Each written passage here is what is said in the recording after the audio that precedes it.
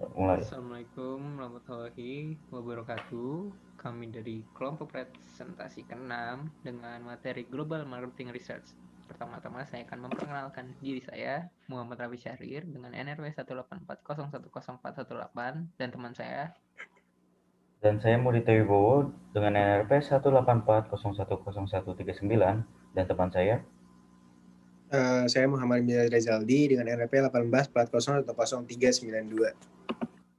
Oke, pertama-tama kita akan membahas tentang definisi riset pemasaran. Istilah riset pemasaran atau marketing research seringkali dilanjutkan dengan riset pasar atau market research. Ada perbedaan tersendiri di antara kedua istilah ini. Riset pasar berfokus pada pasar yang telah ditentukan dengan produk barang atau jasa yang spesifik.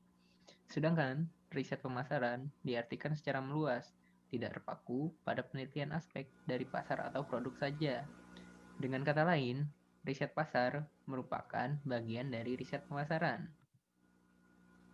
Selanjutnya, riset pemasaran global atau Global Marketing Research, yaitu sebagai perancangan, pengumpulan, analisis, dan pelaporan data sistematis, serta temuan yang relevan terhadap situasi pemasaran tertentu yang dihadapi perusahaan dalam menghadapi dan mengantisipasi peluang pasar global.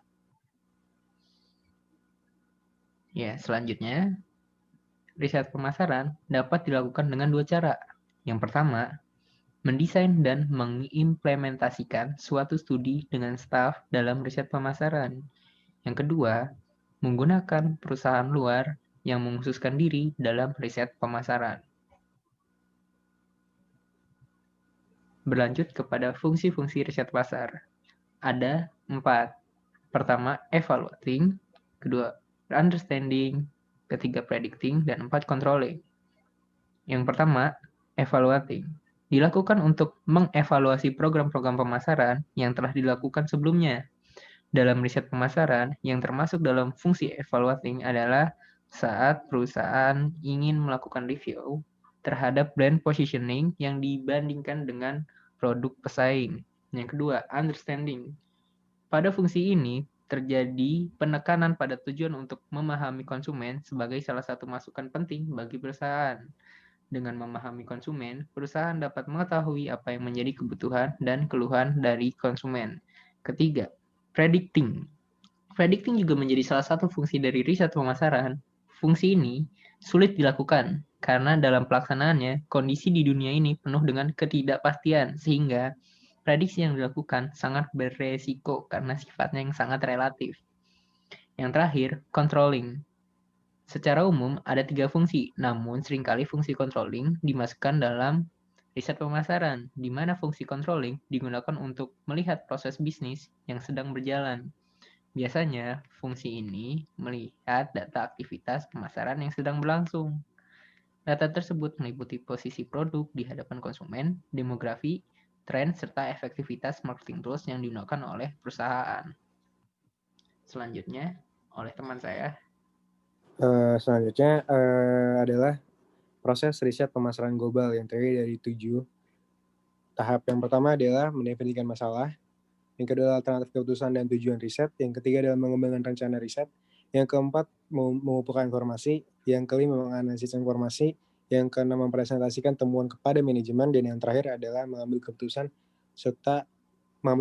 dalam tekanan serta peluang di ruang lingkup pasar global. Baik, di slide selanjutnya, setelah seorang riset pemasar global melakukan hasilnya, maka menghasilkan 2 jenis permintaan, yaitu adalah permintaan pasar dan permintaan perusahaan. Untuk perluasan mengertinya, permintaan pasar adalah sebagai langkah pertama para periset pemasar global dalam mengevaluasi peluang pasarnya, yang mana sebagai tahapan atau fase memperkirakan permintaan pasar atau market demand. Permintaan pasar istilahnya itu bukanlah jumlah kuantitatif atau demand ataupun angka yang pasti. Dan istilahnya masih disebut dengan masih abstrak dan belum sepenuhnya konkret atau nyata. Akan tetapi lebih atau seperti merupakan fungsi kondisi yang dinyatakan. Oleh karena itu, kita mungkin banyak mendengar dan mengetahui seperti market share atau pangsa pasar dan market potential atau potensi pasar sebagai batasan market potensial atau potensi pasar, yang mana sebagai batas yang didekati oleh permintaan pasar ketika pengeluaran pemasaran industri mendekati pemasaran perusahaan dalam suatu periode waktu. Kemudian hasil yang kedua adalah permintaan perusahaan. Nah, permintaan perusahaan ini adalah pangsa permintaan pasar yang diperkirakan perusahaan pada tingkat alternatif dari usaha pemasaran perusahaan dalam suatu periode waktu. Oke, di slide selanjutnya itu terdapat dua pendekatan komplementer untuk mengukur produktivitas pemasaran. Sebagai seorang apabila seorang periset pemasaran telah melakukan dua pendekatan ini, maka menghasilkan dua hasil ukuran produktivitasnya. Yang pertama adalah ukuran pemasaran, yang pertama adalah ukuran pemasaran, yang pertama adalah ukuran pemasaran, yang kedua adalah permodalan bauran pemasaran. Yang pertama adalah ukuran pemasaran yang mana berfungsi untuk menilai pengaruh pemasaran, yang mana juga bisa mempengaruhi strategi dan sistem riset pemasaran globalnya.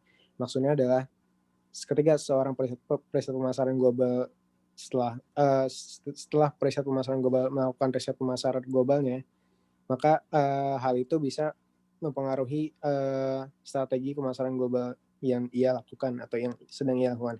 Yang kedua adalah pemodalan pemasaran, pemodalan marketing mix-nya. Nah, untuk pemodalan bauran pemasaran ini itu berfungsi untuk memperkirakan atau forecasting hubungan kausal dan mengukur bagaimana kegiatan pemasaran global dalam mempengaruhi hasilnya. Nah, setelah periset pemasaran melakukan dua pendekatan tersebut, yang mana sudah mengukur sebagai setelah melakukan dua pendekatan tersebut, maka menghasilkan dua statement. Yang pertama adalah untuk memperkirakan permintaan saat ini, perusahaan berusaha menentukan total potensi pasar suatu wilayah penjualan industri dan pangsa pasar. Dan yang kedua adalah untuk memperkirakan permintaan masa depan, maka perusahaan harus mengsurvei maksud dan tujuan pembeli, meminta masukan tenaga penjualan, mengumpulkan pendapat para ahli, menganalisis penjualan masa lalu, atau terlibat dalam uji pasar. Nah, para pemasaran yang terlibat dalam riset global menghadapi permasalahan atau halangan, dan di mana kondisi khusus yang membedakan tugas mereka dari para periset pasar domestik. Nah, terdapat dua hal yang membedakan karakteristik periset pemasaran global dengan para periset pasar domestik. Yang pertama adalah periset pemasaran global setidaknya dituntut untuk menganalisis banyak pasar nasional atau pasar domestik sebelum menginjak kaki ke ruang lingkup pasar global. Hal ini bertujuan untuk membekali strategi serta basic yang setidaknya harus dimiliki oleh seorang periset pemasaran global ketika ia sedang melakukan riset pemasaran global atau riset pemasaran di pasar internasional. Yang mana tujuannya ini adalah setiap pasar itu mempunyai karakteristik yang unik yang harus dikenali dalam melakukan analisisnya. Jadi setiap pasar itu mempunyai keunikan dan karakter masing-masing yang mana harus dianalisis oleh para periset pemasaran global demi tujuannya. Dan yang membedakan antara para periset pasar global dan para periset pasar domestik itu yang kedua adalah pasar yang kecil di seluruh dunia mempunyai permasalahan khusus periset. Ya, seperti itu. Kemudian slide selanjutnya akan dijelaskan oleh rekan saya. Oke, lalu proses pengumpulan data dan mengubahnya menjadi informasi yang bermanfaat itu terbagi dalam 5 tahapan. Tahapan pertama adalah mengidentifikasi permasalahan riset. Jadi sebelum kita mengetahui suatu permasalahan, kita harus identifikasi dulu apa itu permasalahan yang terjadi itu apa gitu. Lalu yang kedua, mengembangkan rencana riset. Setelah mengembangkan rencana riset, kita selanjutnya menentukan informasi yang diperlukan. Nah, kita kumpulkan informasi-informasi dari pengembangan itu, lalu setelah dikumpulkan, proses keempat adalah mengumpulkan data tersebut. Setelah dikumpulkan, Kita analisis data riset tersebut, dianalisis oleh oleh pemasar, dan yang terakhir setelah kita menganalisis, kita sajikan hasil penelitian tersebut. Lalu pendekatan riset, data primer dapat dikumpulkan dengan 4 cara, yaitu ada yang pertama adalah riset observasi atau observation research, dan yang kedua ada riset kelompok focus group research, yang ketiga ada riset survei atau survei research, dan yang keempat adalah riset eksperimen atau experimental research. Untuk riset observasi adalah data segar yang dikumpulkan dengan mengamati para pelaku dan keadaan yang relevan.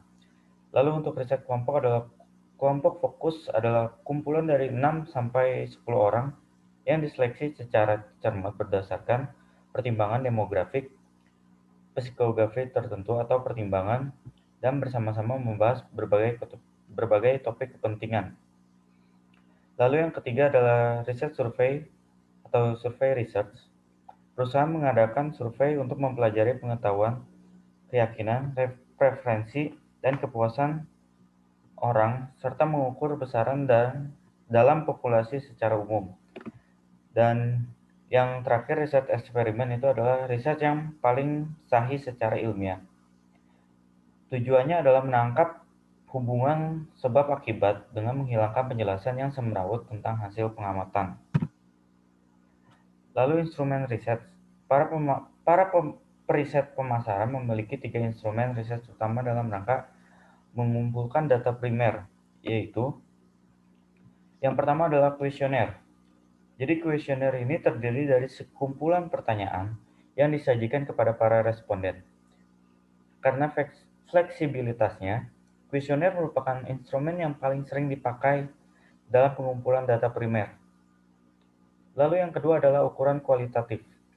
Beberapa pemasar lebih menyukai metode kualitatif ini untuk mengukur opini konsumen karena tindakan konsumen tidak selalu cocok dengan jawaban mereka terhadap pertanyaan survei.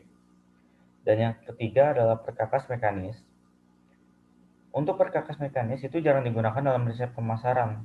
Sebagai contoh, galvanometers mengukur minat atau emosi yang timbul setelah melihat iklan atau gambar tertentu.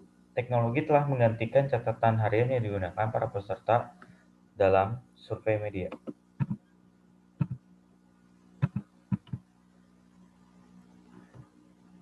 Lalu, perusahaan riset pemasaran global dapat dibagi menjadi dalam 3 kategori. Yang pertama adalah perusahaan riset yang terindikasi dengan jasa. Yang kedua adalah perusahaan riset pemasaran global sesuai pesanan, dan yang ketiga adalah perusahaan riset pemasaran global spesialis dini. Perusahaan riset yang terindikasi dengan jasa, perusahaan ini tuh mengumpulkan informasi konsumen dan perdagangan yang mereka jual untuk mendapatkan imbalan. Misalnya, Nielsen Media Research, Semi, or Birch. Lalu yang kedua, perusahaan riset pemasaran global sesuai pesanan. Perusahaan ini dipekerjakan untuk melaksanakan proyek khusus. Mereka merancang studi dan melaporkan temuan pemasaran global. Dan yang ketiga adalah perusahaan riset pemasaran global spesialis lini. Perusahaan ini memberikan layanan riset global yang terspesialisasi. Contoh terbaiknya adalah perusahaan layanan lapangan yang menjual jasa wawancara di lapangan kepada perusahaan lain.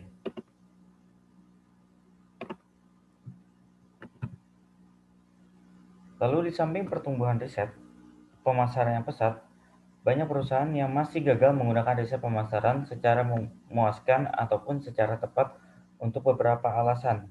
Di antaranya yaitu, yang pertama adalah konsepsi sempit tentang riset. Banyak manajer melihat riset pemasaran global sebagai operasi penemuan fakta.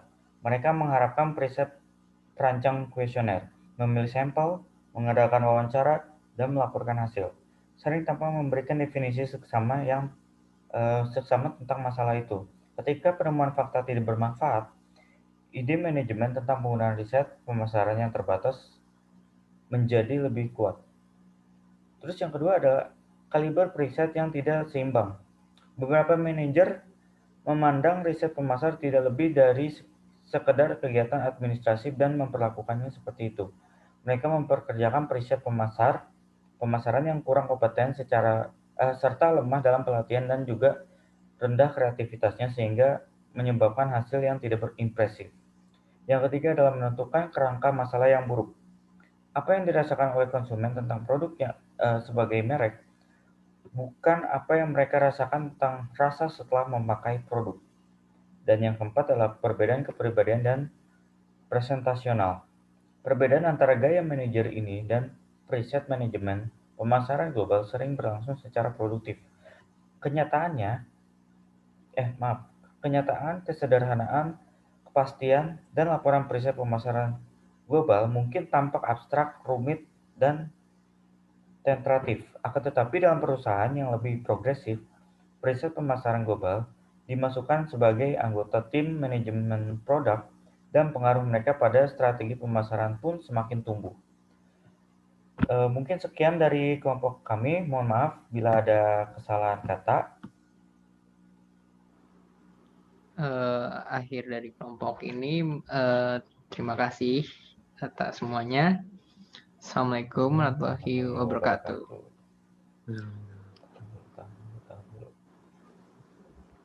Ya, anjir, mana